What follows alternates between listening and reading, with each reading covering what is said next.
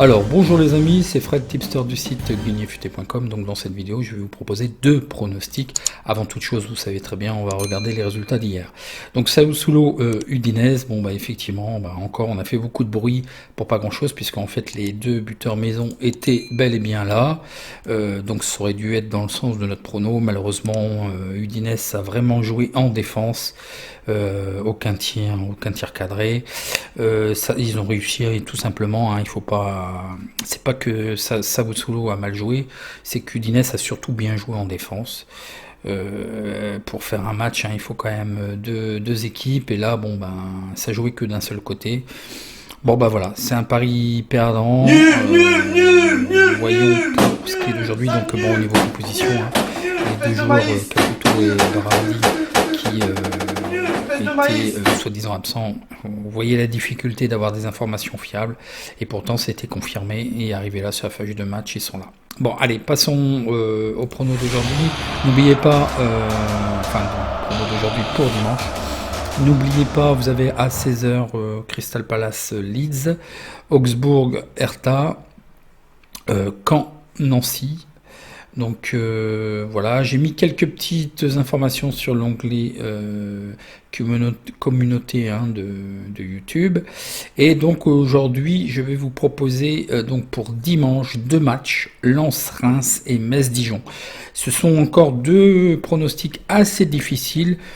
Mais qui me semblent les plus opportuns. Pourquoi ? Parce que je pense qu'il y aura beaucoup de contre-performances. Je pense que la trêve va faire du bien à beaucoup de clubs. Donc je veux passer à travers, je veux rien tenter et ni jouer contre les équipes ayant participé à la Ligue des Champions ni à la Ligue Europa. Donc j'ai plutôt cherché des matchs qui me semblent les plus opportuns. Donc voyons voir ce que je vous ai trouvé. Donc le premier match qui est Metz-Dijon. Donc Metz est 7ème avec 14 points. Ils ont 1799 points Elo Rating. Et Dijon est dernier avec 3 points. Ils ont 1616 points Elo Rating.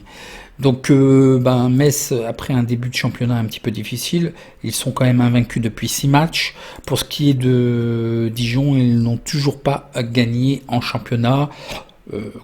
Catastrophe au niveau du début de saison. Là, ils alternent quand même. Ils me semblent meilleurs à domicile. Donc voyons voir le face-à-face. Donc Metz gagne à 44%, match nul à 22% et ils perdent à 33%. Ils font des over 2,5 buts dans le match à 22%, des under à 77%. Ils marquent en premier à 44%, ils encaissent en premier à 55%.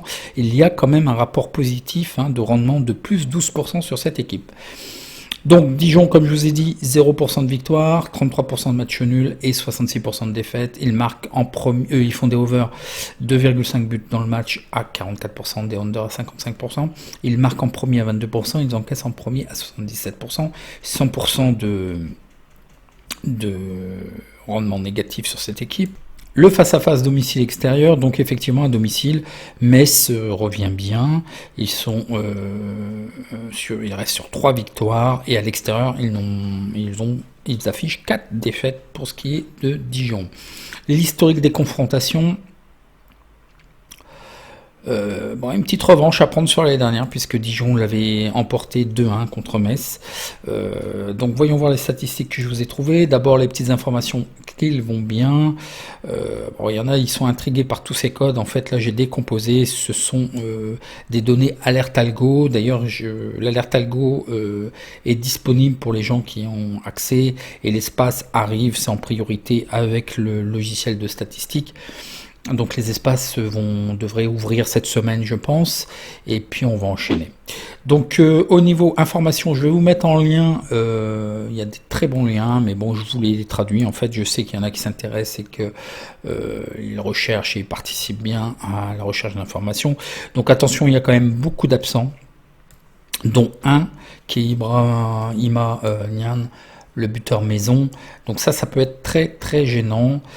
Après la fiabilité, c'est ce que je vous dis, l'exercice le plus difficile, ce sont effectivement les effectifs des équipes. C'est pour ça que j'arrête d'essayer d'établir la feuille de match, puisque Vraiment, c'est l'exercice le plus difficile. Voilà les informations à cet instant que j'ai au niveau des absents. Il se peut qu'en fait il y en ait qui ne soient plus absents. Bon, il y en a, c'est quand même longue date, hein, c'est carrément hors saison, jusqu'à la mi-décembre, jusque fin mai. Donc voilà quoi, il y en a, c'est fini quoi. Hein. Mais je vous mettrai les liens. Pour ce qui est de Dijon, il y a aussi 3 absents. Donc voilà, bon bah Dijon, ça va être quand même difficile, hein, parce que ils sont quand même en crise. Là, il y a quand même le limogeage de l'entraîneur, hein, de Dijon. Donc c'est vraiment une bête blessée, quoi. Hein. Mais bon, il faut se méfier. Bon, je n'ai pas de statistiques particulières. Le fait de changer un entraîneur, est-ce que tout de suite ça donne des signaux positifs?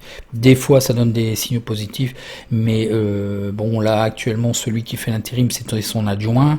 Donc bon, bah ça va continuer dans le même système et puis voilà quoi. Bon, je pense que voilà, c'est un club en crise. Je vais vous mettre l'article en fait parlant de tout ça. Donc bah ça confirme un petit peu les suspendus et tout ça. Donc voilà, je vous donne les statistiques. Pour ce qui est de Metz, le FC Metz n'a pas été battu lors des 6 derniers matchs consécutifs en Ligue 1. Le FC Metz sont sur une série de 3 victoires consécutives à domicile, donc ça on l'a vu. Dans leurs 3 derniers matchs à domicile de Ligue 1, le FC Metz a marqué 2 buts ou plus. Pour ce qui est de Dijon, il y a eu 5 défaites à l'extérieur en Ligue 1 pour Dijon. Dijon n'a remporté que 3 victoires dans ses 23 derniers matchs. Dijon n'a pas marqué de but lors de ses 3 derniers matchs à l'extérieur. Donc c'est difficile et on l'a vu. Donc vous voyez 3 victoires en 23 matchs. Donc leur mauvaise performance ne date pas d'aujourd'hui. Hein. Vous savez très bien, Dijon était déjà à la porte de la relégation l'année dernière. Lors des 11 des 13 derniers matchs à l'extérieur de Ligue 1, Dijon a perdu. Dans 4 des 8 derniers matchs de Ligue 1, Dijon a perdu par 2 buts et plus. Dans 5 des 7 derniers matchs de Ligue 1, Dijon n'a pas marqué de but. Donc c'est difficile de gagner lorsque vous ne marquez pas de but. Dijon comptabilise 4 défaites à la mi-temps et à la fin du temps réglementaire lors des 5 derniers matchs à l'extérieur. Dijon a encaissé au moins un but dans ses 13 derniers matchs à l'extérieur. Donc vous voyez, le tableau est quand même assez terne. Donc qu'est-ce que je vois sur ce match? Donc je vous donne quand même la probabilité. Pour ce qui est de Metz, 58% de victoire à domicile, match nul à 25%, défaite à l'extérieur 17%. Le 1, un 3-1, mais sachant que il y a quand même beaucoup d'absents côté Metz, et dont le buteur Mison. Bon, peut-être quand même une victoire, mais de le plus court possible, en fait, 1-0, 2-1, quelque chose comme ça. Mais je crois même pas que Dijon puisse marquer. Donc plutôt 1-0, peut-être 2-0, mais ça va être une courte victoire, je pense. Je ne vous propose pas de la sécuriser, donc moi je la joue sec, donc la victoire de Metz sèche, parce que la cote est 1,78. Je refuse de la sécuriser parce qu'en fait la cote équivalente est trop basse à 1,30. Donc faites ce que vous voulez, je vous ai mis le détail là si ça vous intéresse, mais je vous le déconseille. Soit vous décidez de vous abstenir sur ce match, soit vous le jouez sec, Metz, ou alors attendez ça peut être un match peut-être à Paris en live, et puis de prendre position. Hein. D'ailleurs sur le live hier, j'ai participé, mais j'ai rien pu faire pour ça ou cela. À partir du moment où il n'y avait pas de but, c'était difficile de pronostiquer le 0-0 ou le match nul, puisque ça pouvait basculer d'un côté comme de l'autre, je pense. Hein. Hier, c'était quand même assez spécial comme rencontre. Donc voilà pour ce match. Je vous donne rendez-vous tout de suite sur la prochaine affiche, qui est Lens-Reims. Lens est 10e avec 13 points, avec 1743 points et le rating, et Reims est 15e avec 8 points. Attention, à la porte de la relégation avec 1782 points. Donc Lens, pareil à lui-même, hein, quand même un bon petit début de saison, une belle régularité. Bon, ils viennent juste de perdre 4-0 contre Lille, mais bon, en face c'est quand même Lille. Bon, il faut pas trop leur en vouloir, hein. Je pense que c'est une des meilleures équipes actuellement que l'on est en championnat. Pour ce qui est de Reims, après un début de saison catastrophique, il reste quand même 2 victoires, dont une à Montpellier qui n'est pas facile, parce que Montpellier à domicile, je vous le dis tout le temps, c'est pas facile. Donc ils ont quand même gagné 4-0. Bon, je vous dis, hein, c'est des matchs où dans une saison, Chaque club se prend un 3, 4, 5-0. Et puis, ils viennent de confirmer à domicile en gagnant 2-1 contre Strasbourg. Donc, voyons voir le face-à-face. Donc, Lens gagne à 57%, font match nul à 14% et perdent à 28%. Ils font des over 2,5 à 57% et des under à 42%. Ils marquent en premier à 71%, ils encaissent en premier à 28%. Un rendement sur cette équipe de profit de plus 80%, ce qui est bien. Pour Reims, ils gagnent à 22%, ils font match nul à 22%.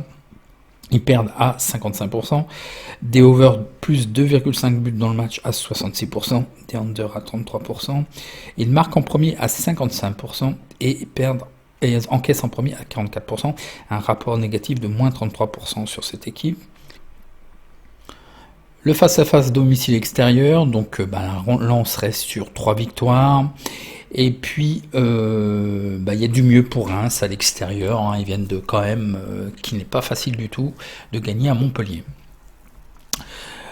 D'ailleurs, à domicile, 200% de rentabilité pour Lens, c'est vraiment formidable. Pour ce qui est de l'historique, donc une revanche pour Lens à prendre, puisqu'en fait, ils avaient perdu l'année dernière 1-0 contre Reims. Les statistiques qui vont bien, c'est surtout les informations. Donc là, c'est pareil. Beaucoup d'absents côté Lens, dont 2 quand même assez gênants. Et Jonathan Grady et Ignatius Kanago. Il y avait Seko Fofana qui était absent, mais il vient d'être confirmé. Et même j'ai la feuille de match. Il vient d'être confirmé comme OK et de retour. Donc c'est super. Je vous mettrai en lien tous les liens vers ces informations. Donc ça reste conforme par rapport aux absents. Donc là on est un peu sur une certitude. Donc le groupe face à Reims. Donc voilà, c'est la conformité de ce qui était présent là. Sauf qu'effectivement Seko Fofana sera bien dans le milieu de terrain. Il n'y a pas de souci. Côté Reims, c'est pareil. Donc là, il y a 2 absents quand même clés. Xavier Chavelin et Ghislain Conan qui sont absents. Donc ça va être un petit peu difficile.